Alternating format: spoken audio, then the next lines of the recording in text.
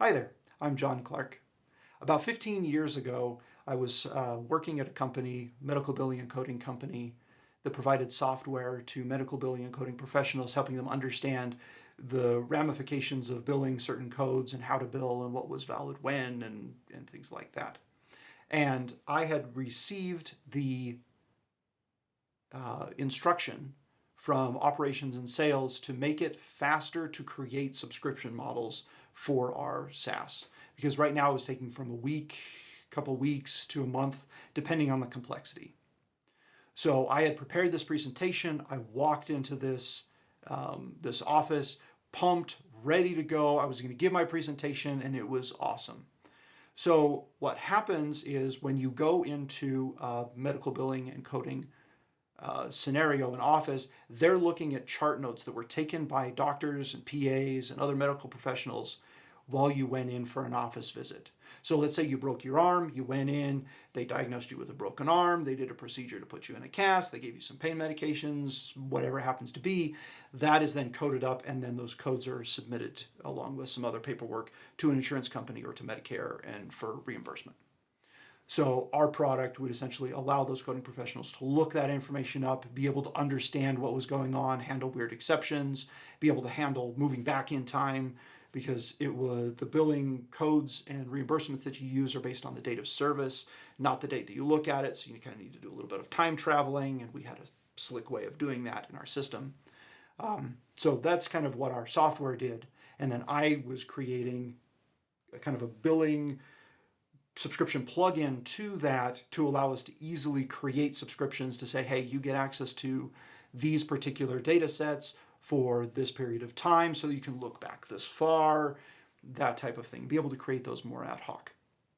So what I did, being in my mid-20s and kind of like, okay, we're going to solve this problem, we're going to make the super system to do this, I mapped that information onto three-dimensional space where you would have their subscription information, the start and end dates for the particular data sets when they were valid, the licensing information was in there, all of the date that you were looking at was in there, and then all this information was in this three-dimensional space, and you could, based on a request, map into that three-dimensional space to figure out if a particular person could look at a particular code set for a particular time, as well as being able to say, here's all the stuff that they can look at.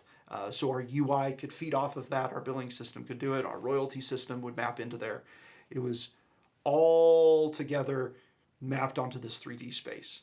And I was so excited because it worked and it solved the problem, and they would be able to have all the knobs and bells and whistles on the billing side and the subscription side to be able to make whatever they wanted.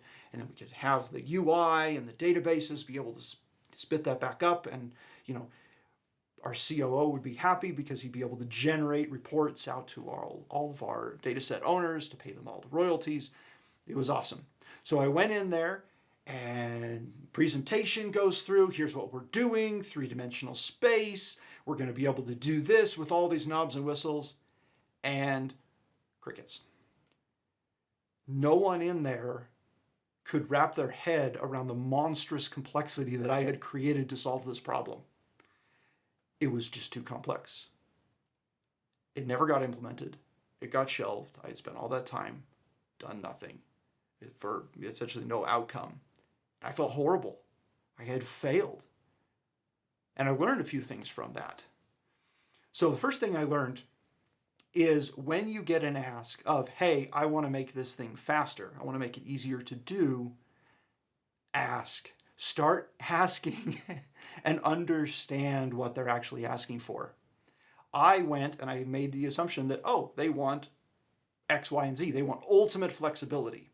Looking back, I don't think they wanted ultimate flexibility. I think they wanted speed improvement and maybe one or two extra knobs to be able to make some subscriptions more possible about looking back in time more dynamically.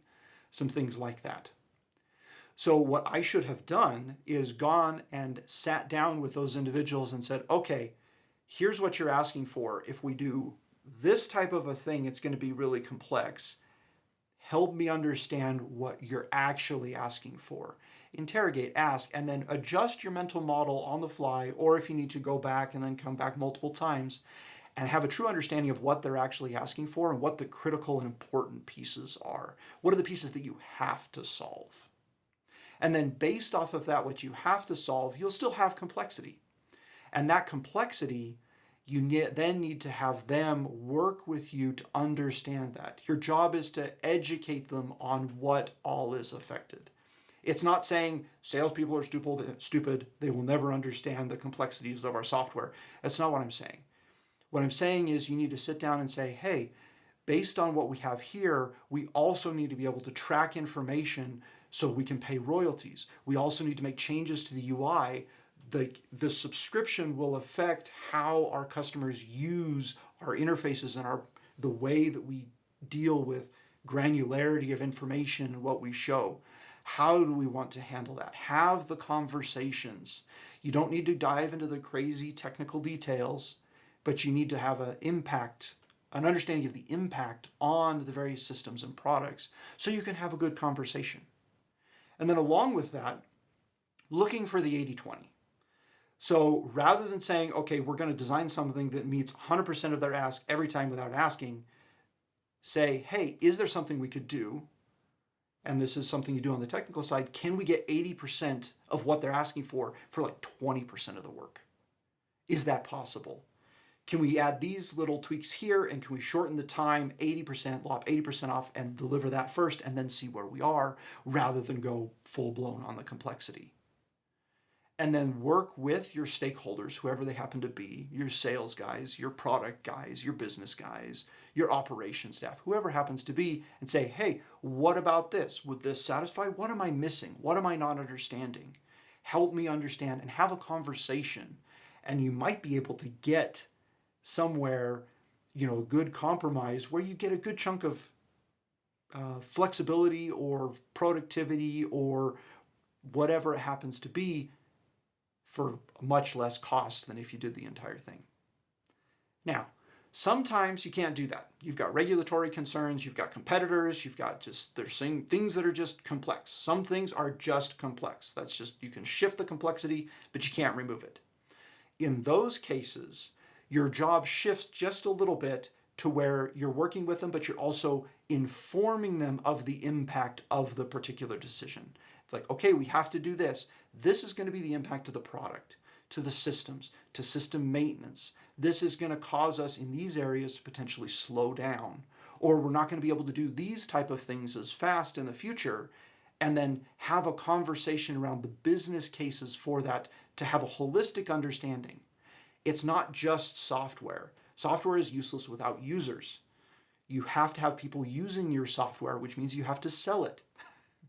So there's concerns outside of just the technical implementation that need to be taken into account. And your job as a technical person is to inform those other stakeholders so that together you can make a good decision based on the needs of the product, the company, the business, the users, and the technical staff. It's all together. So when something comes in, you say, ooh, high complexity, this is going to take us a long time. Don't just say it's going to take us a long time. Say, these are the impacted systems. This is the things that we have to take into account if we do this. And here is how we're going to have to spend our time to manage that. And here's what we're going to do. So next time you get some type of complexity, don't just blindly accept it. Ask, get informed, look for an 80-20. Make sure that you're conveying the impact of that particular piece of information or that particular implementation or whatever you're asked to do. So I hope that helps. Take care. I hope that was helpful. If you're interested in what I'm working on now, it's a tool called Hyaline that helps keep your documentation up to date. It looks at all the changes in your pull request and provides you with recommended documentation updates as a comment on every pull request. If you're interested, the link's in the description. Thanks.